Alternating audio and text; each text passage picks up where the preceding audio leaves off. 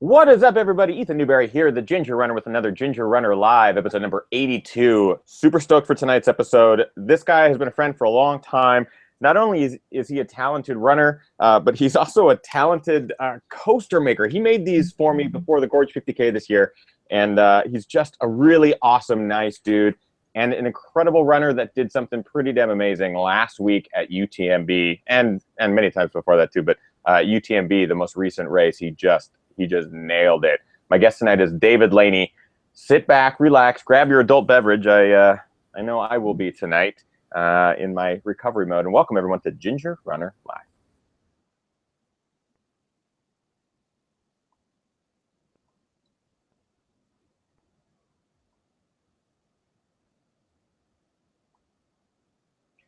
Yay! What's up, everybody? Super excited. Happy Monday. A tradition for many of you to join us here on Ginger Runner Live, which I'm super grateful for.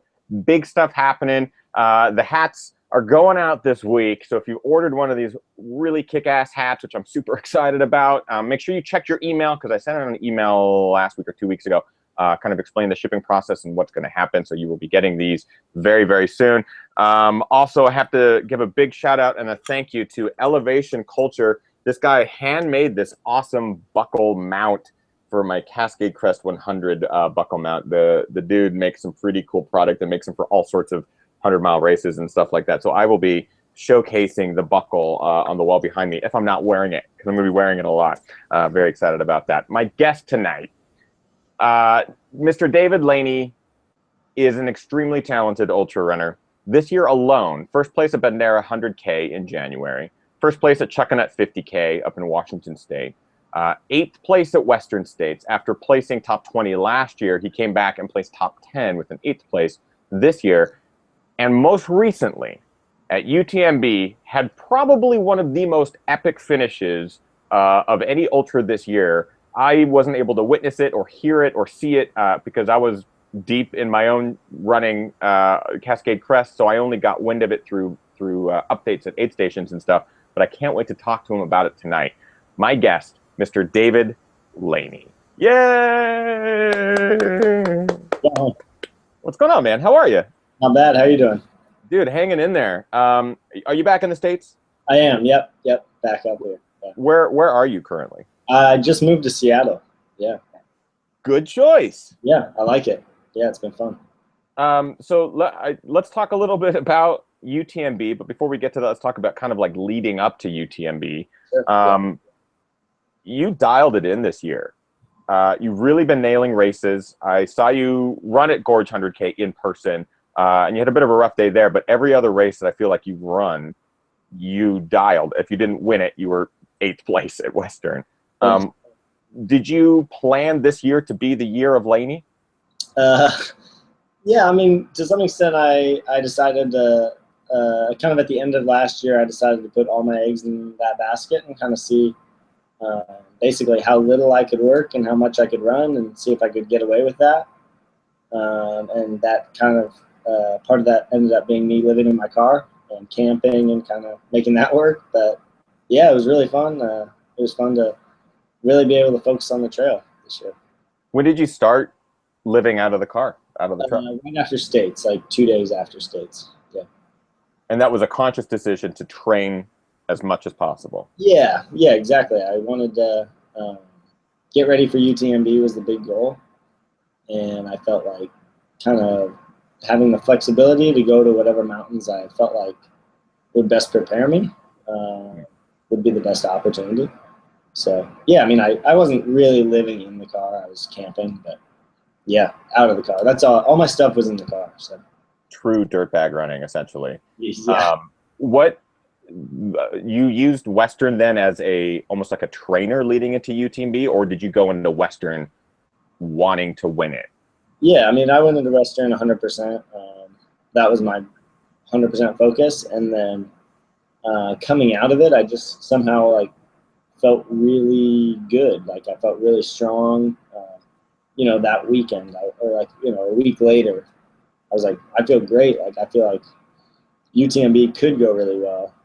Let's really push for that and kind of see if we can make this a season as opposed to like just Western or just UTMB. And yeah. Yeah, I think this is something I also wanted to talk to you about. You're on Team Nike trail running. You guys have just a stellar team, and you had a big showing at UTMB this year with Tim Tollefson doing incredibly well, Zach Miller doing incredibly well. I mean, all you guys just nailed all your races. When you train, do you train with these guys at all? In this case, like leading into Western and leading into UTMB, did you want to go do your own thing by living out of or essentially camping? Yeah. Were you just kind of on a solo mission at that point? To some extent, I did some stuff by myself, and that was like a really good experience to spend a lot of time alone. But I also was down in Mammoth Lakes for a week, and so me and Tim connected up. Tim crushed me on three summits of Mammoth Mountain one morning, and yeah, I mean, like, it was really fun to get to train with pretty much just Tim, a couple times with Gelfie, but a majority of the time by myself. Yeah. And just kind of following all you guys, a lot of you do really neat adventures. I know Gelfie was doing a lot of Shasta, Mount Shasta adventures earlier in the season and stuff like that. When you are training for big races like this, these are 100-mile races over extremely tough terrain. Yeah. Are you incorporating these longer adventures into your training, or are you on a very structured training schedule? It's a little bit of both. There's definitely days that the goal is just to be in the mountains for 7 hours. And mileage isn't as big of a part of that as like elevation and climbing and all that, and time on my feet. So there's days when I'd go like 20 miles in 6 hours, but I'd climb some giant mountain or, do something like that. But then there's also days when I'm like, I have a flat run, and the goal is to do like, 30 miles or 30 some miles, and be running the whole time, like never stopping. So it's a little bit of both. There's some really structured days and there's some flexibility. There's already lots of comments in the chat room about the mustache. We can't continue this interview without mentioning the fact that you have a killer mustache, if not a porn stash. I mean, it is good. David, what's with it? When did it start? Let's see. My last year of college, started growing a mustache. Yeah, and then yeah, it's pretty much been around since then. I'm not really sure what inspired it, but it's gotten interesting feedback. So yeah. Well, the feedback in the chat room is everyone's in favor. Yeah. Yeah. People are envious of the mustache because it does really look good on you, David Laney. So when you are training out in these mountains, you out of your car essentially and camping, and you have that freedom. Where does the freedom take you? Where were your hot spots? Where were your training inspirations coming from? So I went to the Steens Mountains for 2 weeks and worked at a high school running camp. So I helped out at the running camp a little bit and got some time on my own to train. And then I went to the Wallowas in Northeast Oregon, which is kind of like a smaller, less known range, but like big granite, really steep, and unbelievable trails, just groomer trails in these big mountains. And then from the Wallowa, I went to Bend for a week, did the U.S. Mountain Running Championships, did some training around there, climbed the South Sister, just some fun stuff. And then I went down to Mammoth Lakes. I was in Mammoth for like 8 days, I think. Got to do a ton of running in like the Ansel Adams and John Muir. And then from Mammoth, I went up to the North Cascades, and was in the North Cascades for a few days, and then the Enchantments for a few days. It's beautiful there. Yeah. No, it's probably one of my favorite places. Yeah, it's awesome.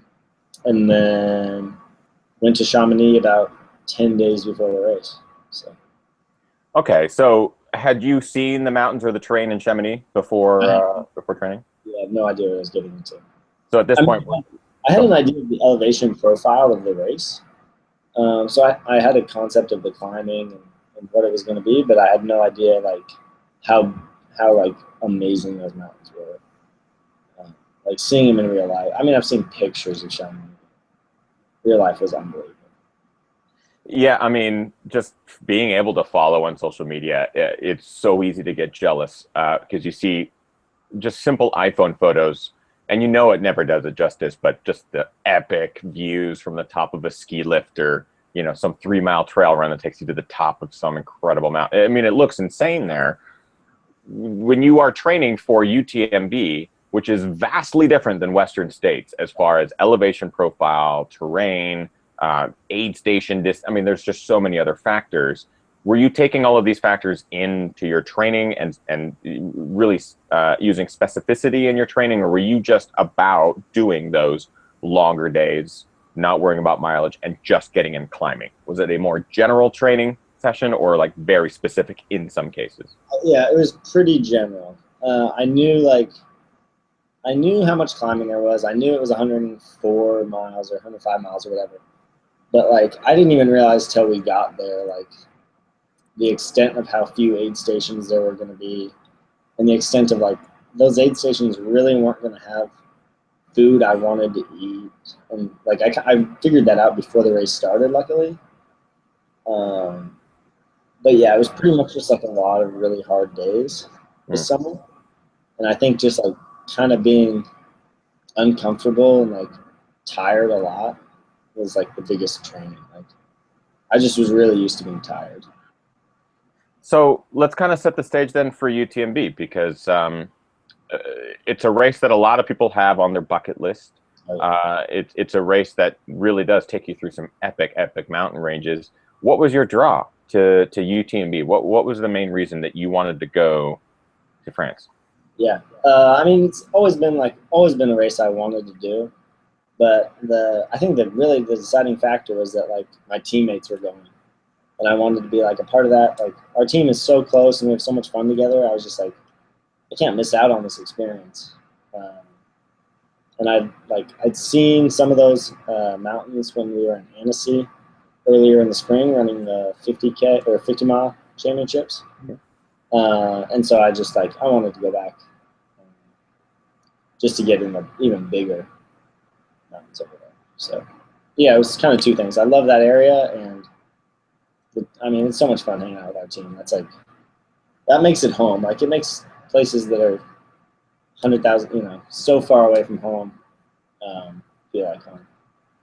It definitely appeared that way from afar. It seemed like you guys were all really hanging out together and supporting each other. And even though some of you were running other race distances, it seems like everyone was pretty much keeping it a family. Yeah. When you are training and running a race of this caliber on such a global scale, because I mean, you're bringing talent out of every country across the globe to run one of the most epic races there is. Are you getting nervous? Are you anticipating running a certain pace? I mean, do you have any expectations when you enter a race like UTMB at your level? Yeah, I mean, there's always expectations. My big goal is to be top 10.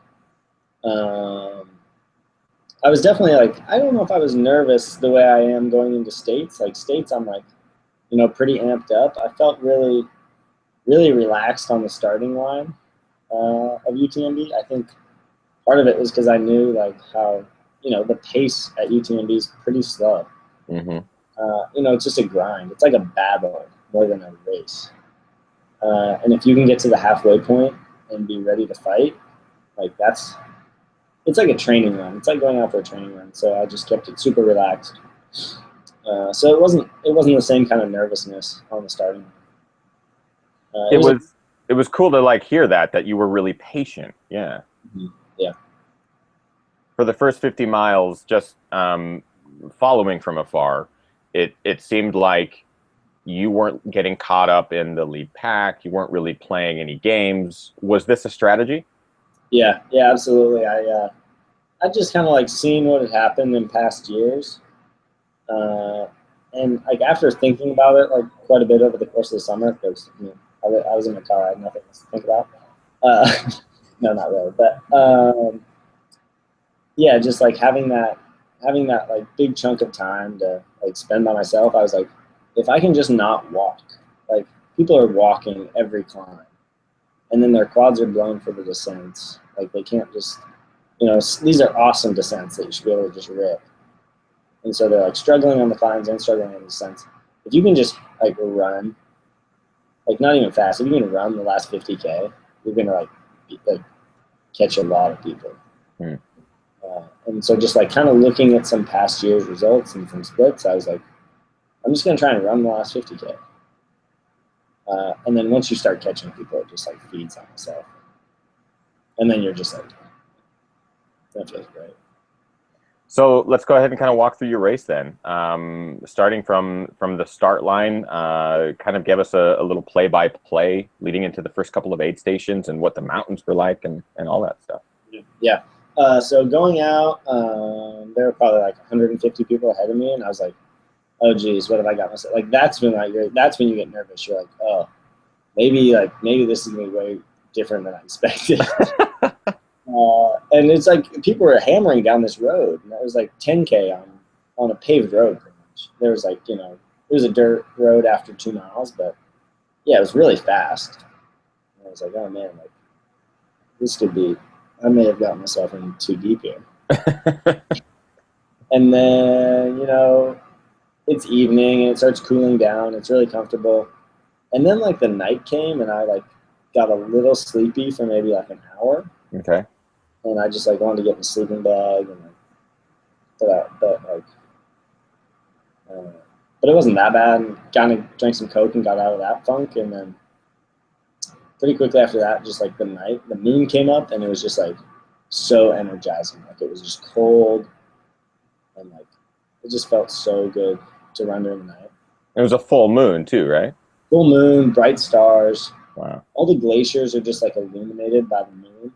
So it was like bright. Like you really didn't need a headlamp for a lot of it. And so things were going pretty well. I was in maybe like 20th. A few technical sections kind of struggled early because it was a little cold. And I was just like kind of sleepy, but then it kind of woke me up running on the more technical sections. Got through, let's see, what was it? Courmayeur at like 45, I think. Mm-hmm. And that was a kind of a tough descent, but I knew like that's when I wanted to start getting after it a little bit. And then, let's see, I forget the next aid station, but there was like kind of a nice climb out of Courmayeur. And I was just like all alone, and I looked back and there was like a trail of headlamps behind me. And like, I was like, I could get caught by a lot of people, but I know there's a lot of people ahead of me too. Right. And that's when I started like slowly passing people. And then the sun came up and started really getting after it. So this race starts fairly late in the afternoon. I believe it's a 6 p.m., right? Yeah. So you're essentially starting the race as the sun is going down, knowing you're going to spend the first half of the race through the night. Yeah. Does that play to your strengths? Do you enjoy night running? Did you incorporate some of that into training?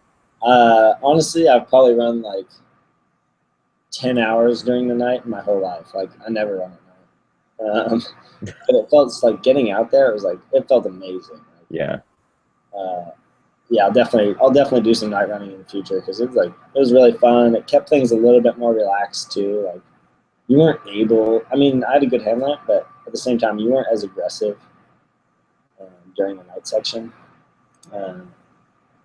So yeah, I feel like it played to my strength a little bit for sure. And it sounds gorgeous with the full moon out. I can't even imagine what it would have been like in those mountains with the full moon. It was hot during the day. You guys were expecting abnormal heat, right? Yeah. So everyone was saying it was hot. It was like 70, maybe 75. So it was for us. It was pretty comfortable. I feel like for people who lived in the mountains or in Europe, maybe it's a little cooler, but it was perfect. What were the aid stations like? Because that's what I was curious about. I know that they're further apart. You have big gaps, time and distance. What were they like for you? So the first one I kind of went into, and it was like all these different kinds of breads, like sourdough bread with like crust on it, and I was like, this is gonna take a long time to chew. Like, yeah, so I'm not gonna eat that. and then there was like a pile of cheese, and then there was like meat and like salami and stuff, and so that was definitely different. And then there was like all these dates, like dried dates. Weird. And so I put one of those in my mouth, but I didn't realize it had a pit. So I like bit down on this pit, and I'm like, oh geez, like break my tooth. So then I spit that out, and then I was like, well, I guess I'll just eat the gel. Like I have 2 more gels in my bag, so I'll just eat those and like get something at the next aid station, hopefully. So then it kind of like, there were a few aid stations, they'd have Coke. Luckily, someone like Pat, our manager, Pat Whitman, had like bagged food for me at some of the crewable aid stations. So I just filled up on that and took Coke from the aid stations they had. That was about it. I had soup, actually. During the night, it got really cold. And That's good. And that was awesome. But yeah, I didn't use the aid stations much more than water and Coke. I was going to say, were they different? So like you'd roll into one and it'd be one sort of smorgasbord, and then you'd roll into the next and it'd be completely different? Or was it standard for them? Similar, yeah. Yeah, they'd have some. They had bananas at some of them. But a lot of them were kind of that like bread, meat, cheese. Yeah. And I then, mean, that sounds delicious, but I can imagine running 105 miles at some point. yeah. Sourdough doesn't really sit well. Yeah. So luckily you had Pat with you that had some. Right, and he had like, I think I had like a couple. I bought a bunch of candy bars before the race. I bought a bunch of sport beans, like obviously goo and stuff. So yeah, pretty basic stuff. A real great question in the chat room from Phil. Did you do any training in the man prees? You know, I've never worn the man pre. I thought about wearing it for the race, but then it was like 75, and I was like, I'm just wearing shorts. So I just packed them in my bag. I want to remind those of you who are watching live, if you have questions for David, please ask away. I'm kind of copying and pasting some. We do have some over here talking about the mustache boosting performance from John earlier. We did talk about that. It obviously boosts performance. Obviously, yeah. Obviously. Raul has a great question. Raul Engel, frequent viewer of the show. Welcome back, Raul. What were your perceptions of the race before, and how did that change after you finished? Yeah. I mean, I had like an understanding that it was like a huge international event. And then there were like lots of spectators, and it was like a big deal in Chamonix. And then getting there and like seeing what it really was like 10 times what I imagined. We ran through some tiny town. I think it was called Notre Dame something. And they like all these kids were out, and they built bonfires in the road basically. And they were just like lining the streets, just yelling. And it was like 10 o'clock at night.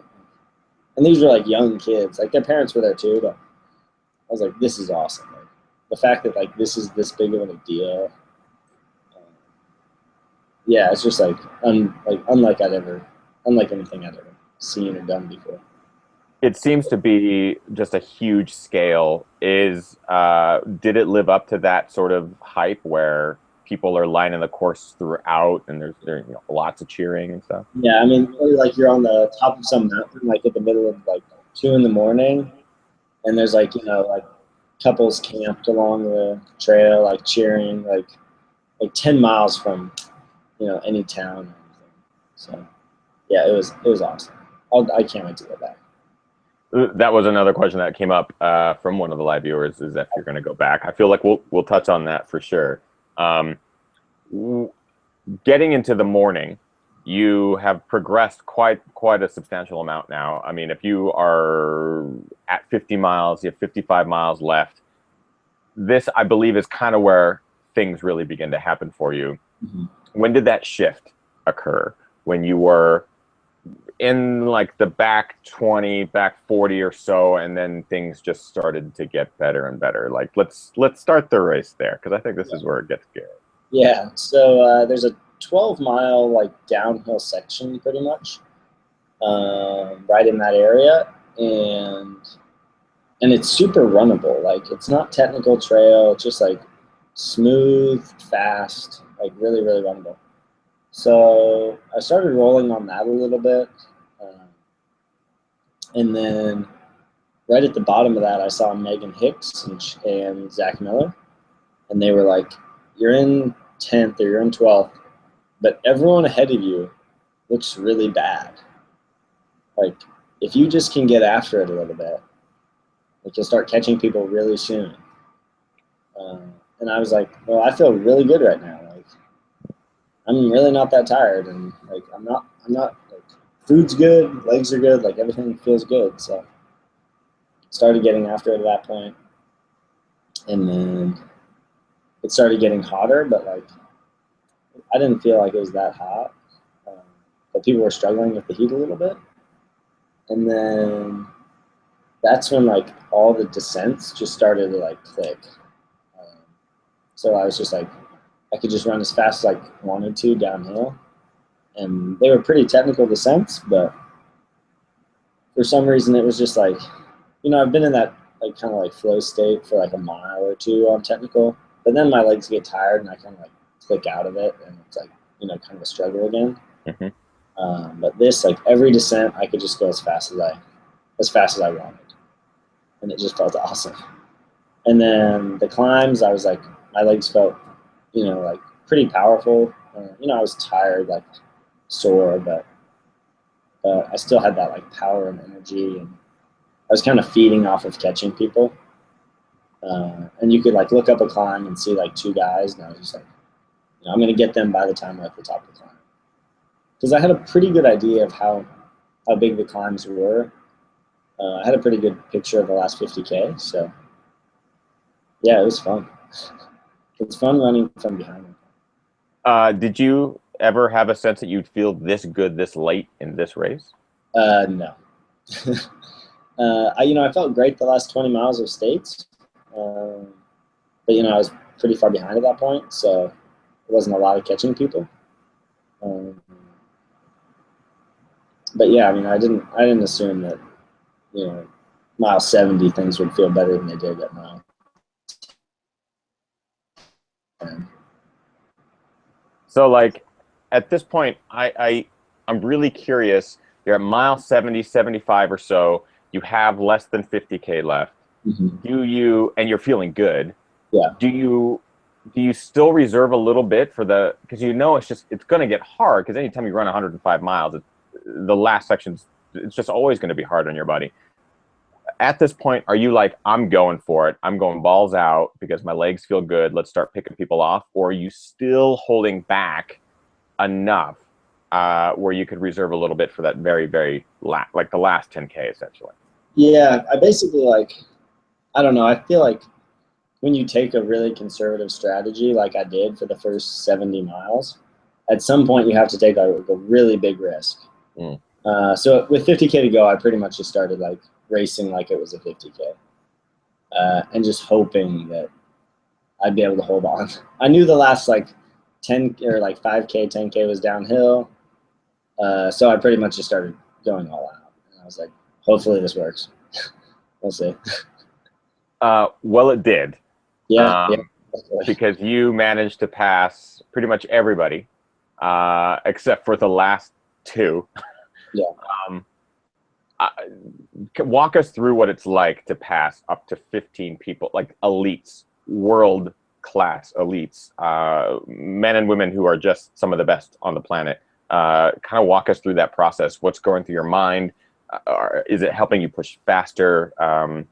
Let's see what it's like to run. Yeah. Yeah, it's super motivating. Like everyone you catch is like, it feels really good. And to some extent, like some of the guys like, don't really say anything. Like they just got their head down power hiking. But then some of them are just like so stoked for you, like, give you a high five or pat your back, like, so it was motivating from both angles. Like they were motivating, and then it was motivating. It's always good to, always feels good to pass people. And at that point, I was just I was going as hard as I could. Like, I was hammering every ascent, and I just didn't want anyone to I didn't want anyone to stay with me. So I was like trying to hammer, and then I'd catch someone else and hammer. Yeah, so it feels good. And then the descents, I wasn't really catching a ton of people on the descents, mostly on the climbs. Okay. Yeah, mostly on the climbs. So this is kind of the highlight of this race that people have just are going to talk about for a long time, because in a race like this, with a distance like this, it's so rare to have a race come down to the finish, because there's some sort of gap is usually formed early on, or even like a mile 70, 80, or 90. There's usually that's like the push, or when a gap is formed, when you know who the leader is, you know who's going to place second, and you just wait for him to come in. Yeah. You seem to just like twist this whole thing on its end, this race, and like, nope, I'm racing to the last freaking foot here. Walk us through this last, I would say, 5K, because the last 5K, some David Laney magic got dusted out on that course. So I saw my crew, like Tim and Zach and Pat Warhane at there's a road crossing. Maybe that's like 10K to go, maybe 15K, I forget. But there's a big climb and then a big descent. And they were just like screaming, like, these guys they're all 15 minutes ahead of you, and you can catch them. Like, you have to just go for it, like, go all out now. And so at that point, I'm just like, there's nothing I can do. I'm going as hard as I can. But it was just motivating to hear that they thought I could catch those guys, and then hammered through the aid station at the top, just got water. I was like, at this point, nothing else matters. And I just started, like, we got to the descent, and it just started going as hard as I could. I knew they were really close. And everything just felt great. Like, I was able to, like, navigate the technical sections and the smooth sections. And then I saw Seth, and I knew I was in fourth, so I knew he was third. And so I caught up to Seth, and I think both of us were really happy with where we were. And so we were chatting a little bit. He was like, we said congrats to each other. And then we chatted a little bit, and then I was like, well, how far up is, I knew it was Luis. So I was like, how far up is Luis, in second? And he's like, well, I've heard he's 2 minutes up, and I've heard he's 5 minutes up. And I'm like, okay, well, it's 3K from the finish line. Like, if he's 5 minutes up, we're probably not going to catch him. Like, it's a pretty fast downhill. But if he's 2 minutes up, like, we ought to go for it. Like, let's see what we can do. So Seth was like, all right. So we just started, like, we were already, like, I don't know how we went faster. We were already just rolling this downhill. And it was super technical. And so maybe for like 2 minutes, we're just like out of our minds, just ripping this downhill. And we're both just like really psyched. And then Seth catches his foot on like a root and just went down like really hard. Oh. And I was like, oh man. So we stopped and like got his headlamp and got his stuff back together. And like once he was okay, he's like, get out of here, like go. Like, you gotta go try and get it. And I was like, all right. So I start sprinting, and within like a minute or so, he's like right back, like he's right there. We're running together pretty much again. And I get maybe a 10-second gap or something. And then we get out on the road with like maybe a kilometer, like maybe a mile to go. And Zach Miller's like standing on the corner, like, you have to sprint all the way to the finish line now. Like this is really urgent. I'm like, I know, like, but I've also just run 105 miles. Like, I'm trying to sprint. It's just not happening. So, like, there's another good downhill section on the road, and, like, now the crowds are just, like, lining the street. And, yeah, the last 1,000 meters is just, like, fuzzy. Like, I was, like, sprinting like I would at the end of the 5K. So I knew Seth was right there. Like, we both wanted to get third. And then I think with like 10 meters to go, I realized I was going to be third. So I gave like 5 high fives. And yeah, that was it. It was a pretty exciting finish. Probably the most exciting finish of any race I've ever run. Well, definitely as a spectator, just getting updates and hearing the story from my crew and from other people at Cascade Crest, which is, you know, you're out in the back country of the mountains and people are talking about like, you wouldn't believe what David Laney did and Seth did. I mean, UTMB is such a global stage where people from around the globe have just laid it out there year after year, including a lot of Americans who have blown up early on because they try to go too fast too soon, or, you know, they run into injury or anything like that. So this is such an incredible finish, man, both for you and for Seth. And I didn't realize that Seth had fallen. That's crazy. Yeah, I took a big fall. Yeah, I was a little worried at first, but then everything was okay. So to have so many people finish so closely at the top end of the spectrum is just, it's insane. Javier finished in first place in 21:09:15. Luis Alberto Hernando in 21:57:17. You were right behind him by just over 2 minutes or so, so you really did close that gap real big. And then Seth Swanson was seconds behind you. So you and Seth were communicating. You guys were talking in this last little bit, and you guys were working together for the most part. I feel like at first we were like both excited just that where we were, and then it was like, well, this is a race. Like, we got a race. Like, so yeah, it was good to talk. Like, it was so much fun to have two Americans in the top four, and I mean the whole race I knew like he was my pick. Like, I was like, you know, second at States 2 years in a row. Like, this guy's really good, really tough. Like, you know, I was gonna try and like run off of what he did. Right. And then he was like up front quick. So after 10K, like he was up there. So I was like settled back a little bit. Yeah, I knew he was gonna run well all week. He's just an incredible runner and has definitely shown that at multiple 100-milers. Did you feel any of Western States in your legs throughout this race, or was it just a really decent primer because the course profile is so different and so drastically different as far as pacing and stuff that it was good? I just got my legs ready for States. Luckily, I didn't have any of that like deep fatigue in my legs this summer. I think a big part of my training was I just cut back quite a bit on the intensity. So I just like undercooked myself for States. I undercooked it for UTMB a little bit. I have a tendency to like, you know, get really into it and do a little bit too much. So I think just doing a little bit less this summer was a big part of that. What was it like to finish with just the crowds, the spectators, and that wonderful Vangelis music? How was that? It was awesome. Like, yeah, it was one of the most fun experiences of anything I've ever done.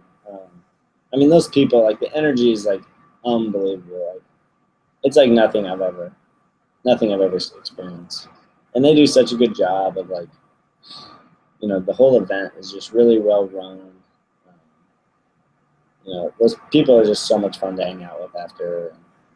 Yeah, it was awesome. Are you going to go back? Yeah, absolutely. I can't wait.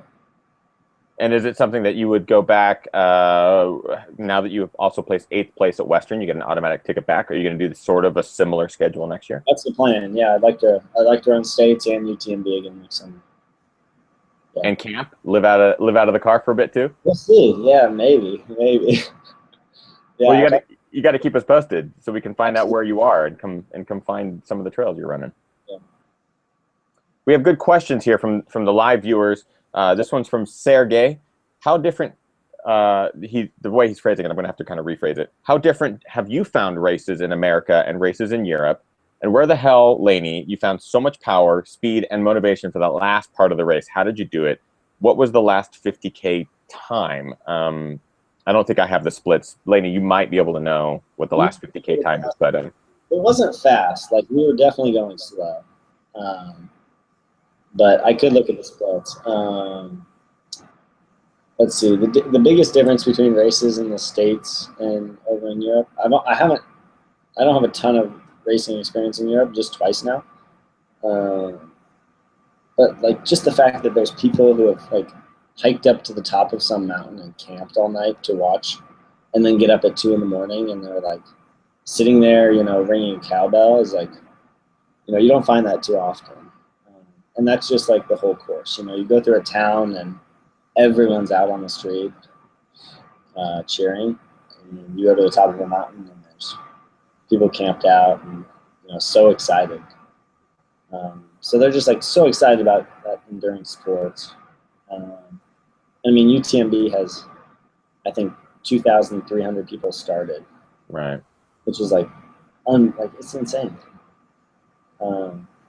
It is different though. Those mountains don't feel wild. They don't really feel. They're huge and they're like, unbelievably beautiful.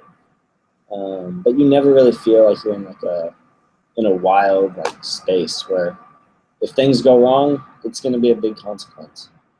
There's a helicopter following most of UTMB. You feel really safe, which is great. Sometimes you want that freedom where you're really alone. So, yeah, it's different. It's totally different. I've actually heard that exact same thing as far as not feeling quite as remote, and that European trails tend to, because they've been traveled for so many years, heavily traveled, that you're never that far from any particular city, country, civilization, or a refugio or something. Exactly. I've heard that for sure. This question's from Mathieu Boucher, coming from a very competitive mind, I would assume. How did you manage to hold yourself from going after the lead pack for those first few miles, and what helps you stick with your strategy? Yeah. It was like, it made me feel pretty sick at first. Like going up the first, climb, like watching guys even going through town, like watching people just run away isn't something I am used to doing or like doing. It wasn't too fun. But I just had the first half of the race you have to run with like logic, and the second half of the race you can use that emotion, and it fuels you the second half. But I just knew if I run like this, I'll be able to run like this. Hopefully, hopefully I don't twist an ankle or my stomach goes bad or something. Right. So yeah, running is an emotional sport, but sometimes you have to use that logic for the first half. Yeah. Did pacing at UTMB influence perhaps how you'll pace at another 100 in the future? I don't know. It depends a little bit. Definitely feel comfortable being able to go out a little bit slower and know that I'll have those legs for the second half. But in a flatter 100, maybe not. Maybe kind of depends on the time. It's insane what you managed to do. It really is incredible, man. And to be able to follow from afar it was a blast. Even though I was even further removed from regular Twitter updates. You're doing awesome out there. That was exciting to watch. Dude, I don't know how you managed to watch, but it was hard. So I can't imagine doing what you did at that distance on that terrain. You had a good 9,000 more feet of elevation, more technical, less aid stations. I don't know how you did it. I really don't. The audience is super stoked on you, dude. I'm stoked on you. You're going to be going into UTMB next year with a bit of a target on your back, though, because I think your performance was so stellar. How are you going to change it up next year, or are you? Yeah, I definitely intend to change it up a little bit. I think going out conservatively is really smart, but I think knowing the course a little bit more will help a lot. Immediately after the race, I was like, well, I'm always, I'm critical of myself, so I'm like, well, these are the mistakes I made. First of all, my pack weighed probably 1.5 pounds more than it needed to. Oh wow! I didn't totally know. You have to carry tights, a long sleeve shirt, rain pants, a rain jacket, a hat, a buff, a ball cap, 2 pairs of gloves, food, a liter of water, 2 headlamps. It's all required, right? All this is required, yeah. Mm-hmm. And just figuring all that stuff out was a new experience. So that was the first mistake I made. Just I didn't, I should have gotten lighter gear and figured all that out really well. So I'll do that better. Figuring out how to, get food a little bit better on the course, find stuff I can eat or get used to eating what's out there. There's tons of little changes. I think maybe, going out conservative is really great, but maybe not as conservative as I did because I was pretty far back. but I need to look at the splits and figure all that out. I actually want to talk about gear. The discussion's going on in the live chat room right now, and I'm always curious what guys and girls are rocking as far as gear is concerned. For you, this race, let's go top to bottom as far as equipment that you were using and stuff that you felt like worked totally radically. Yeah. So I had obviously the trucker hat, mostly because it's shade, provides shade. I just like the hat. I think it's comfortable. I can dip it in water and it keeps me cool. That's that Nike trail running hat that everyone is like, "Where'd you get the hat?" For sure. Yeah. Yep. And then just our team singlet, our team shorts. I wore the Wild Horse 3, which was awesome. That's like the only shoe I've been wearing all summer. The Kyger a little bit, but mostly the Wild Horse. And it's got that rock plate, so it's a little bit more. Yeah, added rock plate for sure. It's good. And then just like our elite sock, the Hiker Elite Nike sock. And then we had like the Kyger pack, which will come out next year, and that was my gear. Yeah. Nutrition wise, what did you stick with? You said gels. What else were you able to take in? I was using like a lot of shot blocks and sport beans. Yeah. Were you going for like 200 calories per hour sort of scenario, or what? Probably Coca-Cola too.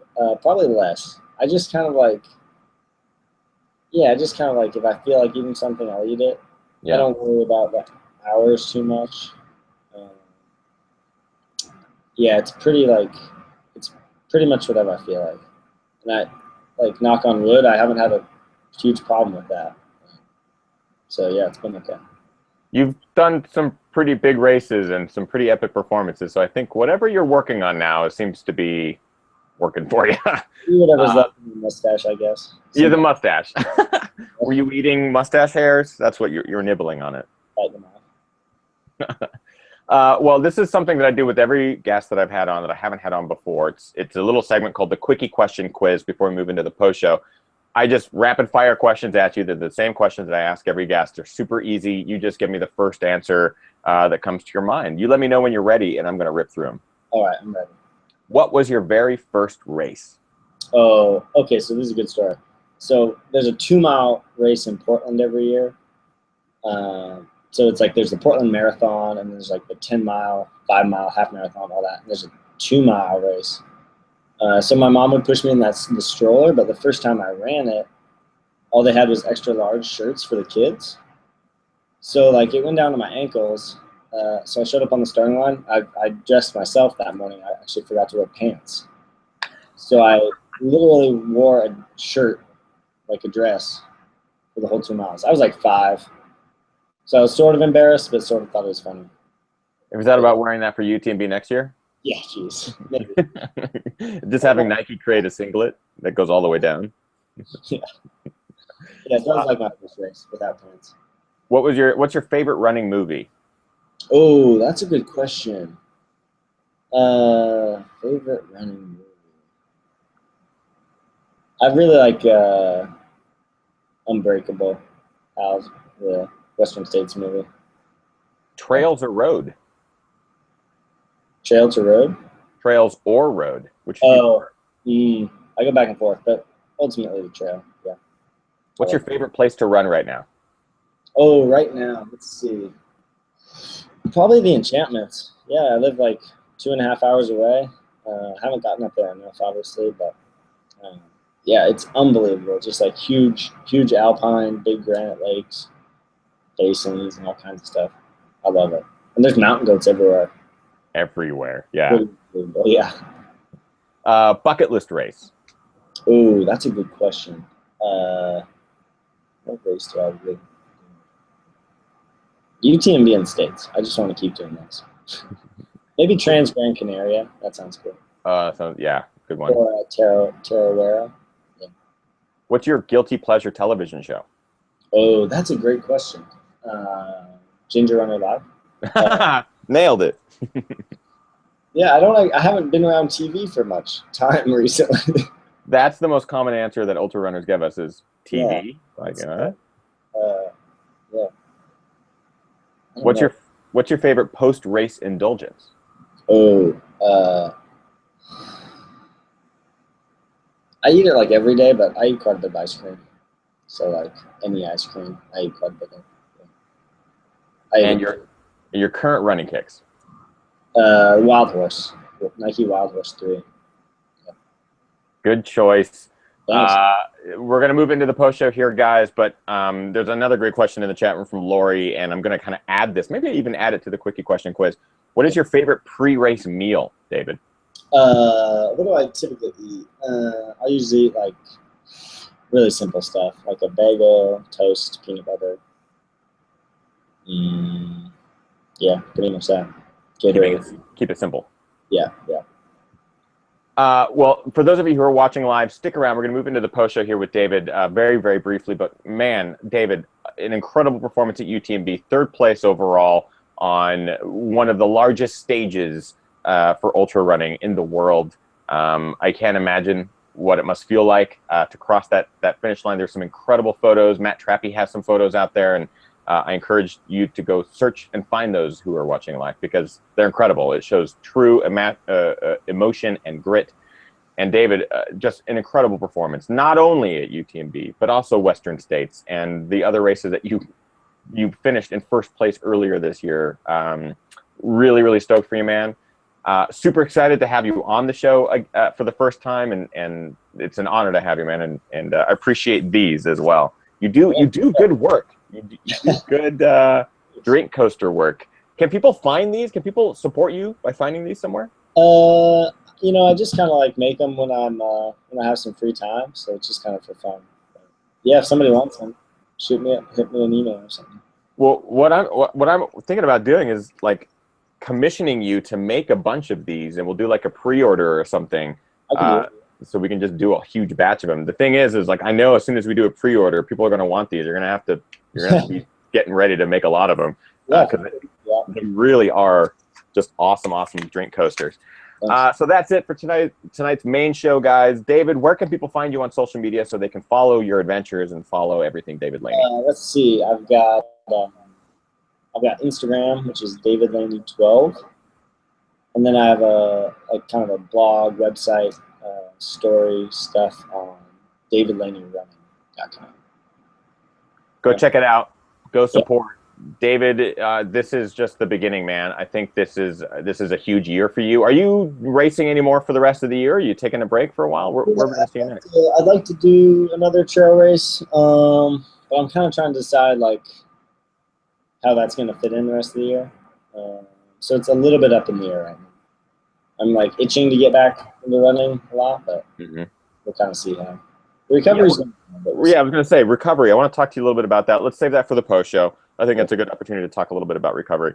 So that's it for the main show, guys. Stick around if you are watching live for the post show. We'll talk a little bit about David and his recovery. That's it for tonight's main event. I appreciate you guys tuning in every single Monday. Next week, a big week scheduling wise for me. So I'm going to figure out how to do the live show because the live show at 6 p.m. Pacific would take place during the Streamies. And Ginger Runner is nominated for a Streamy, and I find out if we win next Monday at this time. So I think we'll either have to do the show early or we'll do it later. So keep posted on Facebook and Twitter and stuff like that. I'll let you guys know exactly when the live show next week will happen. But yeah, hopefully Ginger Runner walks away with the Streamy. We're up against Devin Supertramp, Dude Perfect, an Ultimate Frisbee player. I forget his name. He's incredibly talented and really huge on YouTube, and then also Red Bull. So we're up against some really big names on YouTube and internet content. But hopefully, it's David versus Goliath. So hopefully we can do something big here. But stick around, guys, for the post show if you're watching live. Otherwise, we'll see you guys next week at some time to be determined. And that is it for tonight's show. Ginger Runner Live, episode number 82, out. Thanks, guys.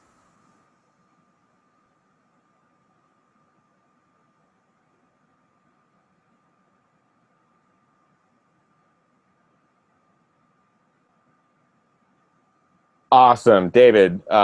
Dude, super rad. So we're in the post show now.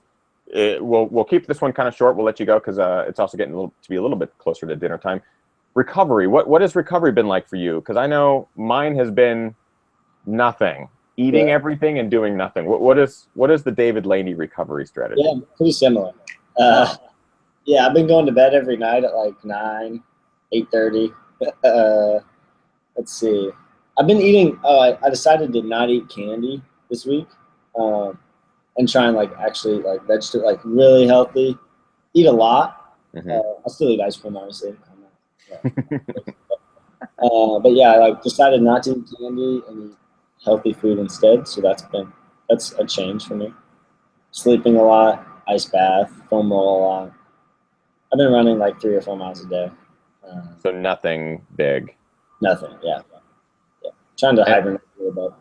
are you feeling residual effects from the summer of racing? Or are you still? I mean, are you when you go for these little shorter runs? Do you feel fatigued? Do your legs feel slow? I mean, are you feeling anything? Are you feeling pretty good?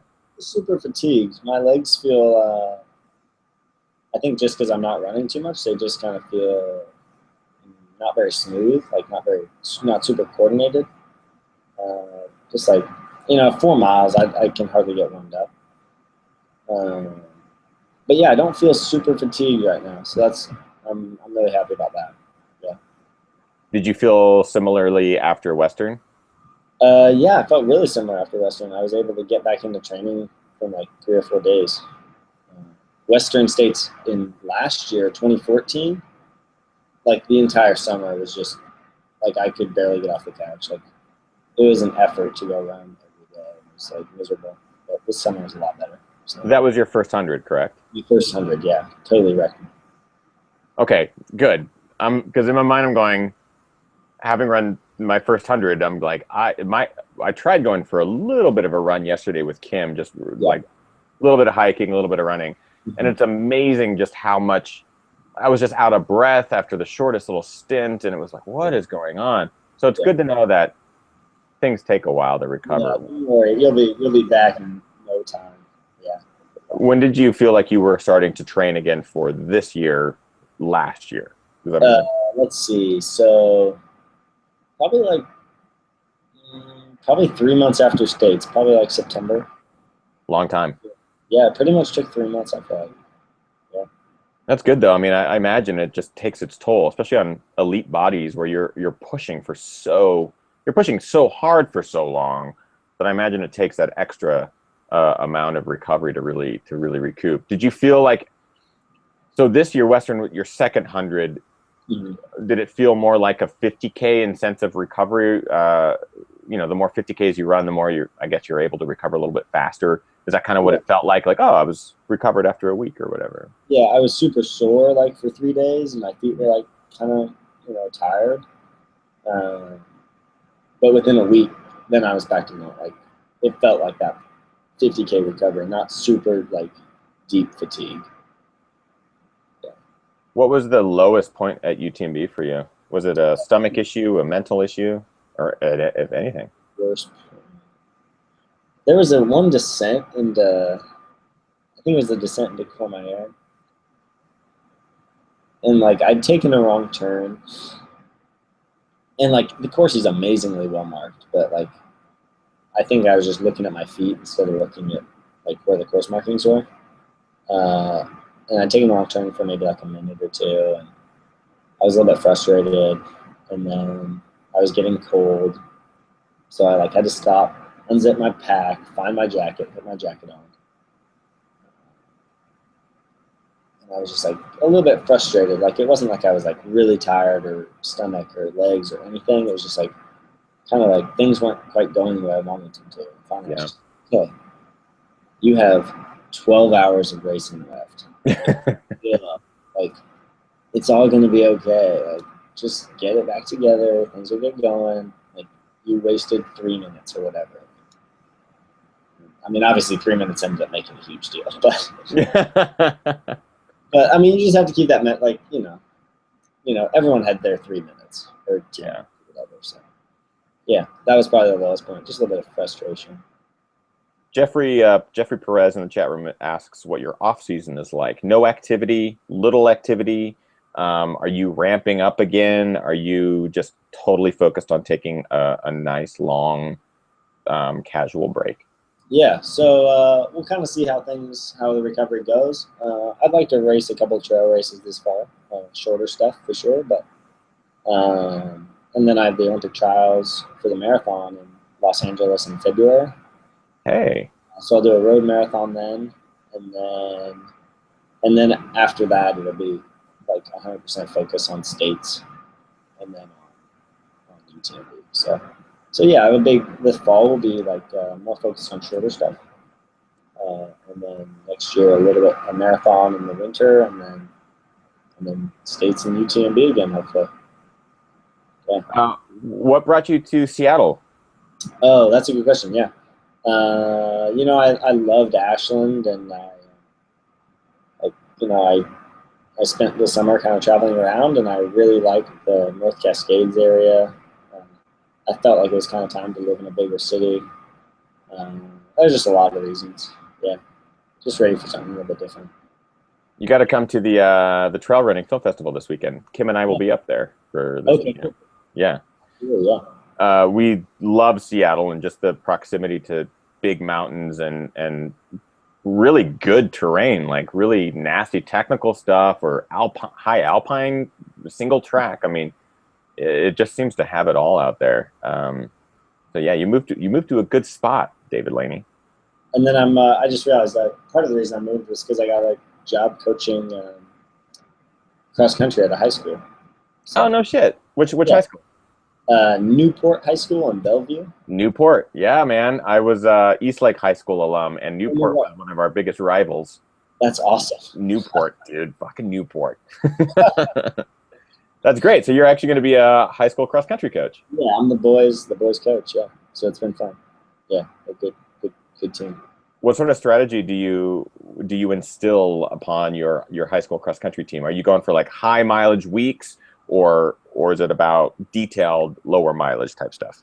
Yeah, I tell them, like, you know what, I run 100 miles in a day, so you can run 100 miles in a week. No, not really. They run like about, most of them run 30 miles a week. So about 5, they get Sundays off, so like 5 miles a day. We do workouts we have a grass park not too far away. So we do hill repeats and stuff like that. Some of the older guys run 40 or 50 miles a week. But it's like super short stuff. They're high school. They race twice a week. So we do shorter, more intense workouts. Mirrored way more off what I learned and did in high school than anything I do. Yeah. I think you'll probably end up doing a lot of your races at, what is it, the bridle trails? There's some bridle trails 3.1 or 3.2 mile loop that I think we had a bunch of our competitions on. And yeah. I remember I was terrible in high school cross country. And I remember just like walking and playing with the horses because there's horses along the trail. Occasionally I would try to race and beat my old time, but then I would be like, I'm not going to win, so I'm going to play with the horses. Like, it's a great little loop.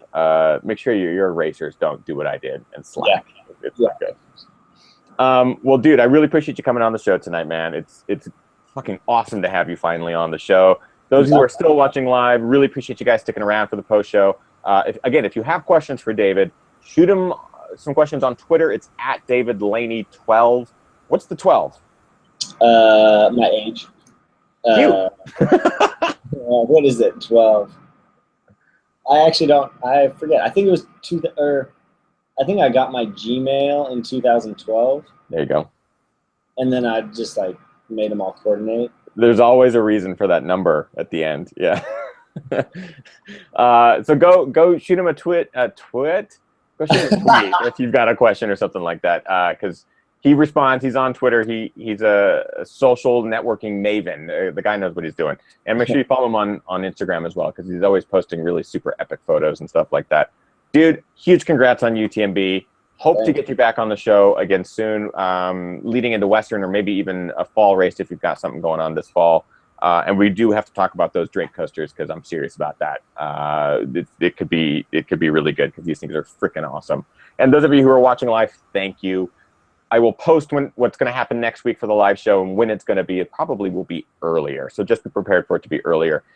That is it for tonight's show. David, thank you. Thank you, everyone watching live. And we'll see you guys next week. You got it, man. Thanks. Bye.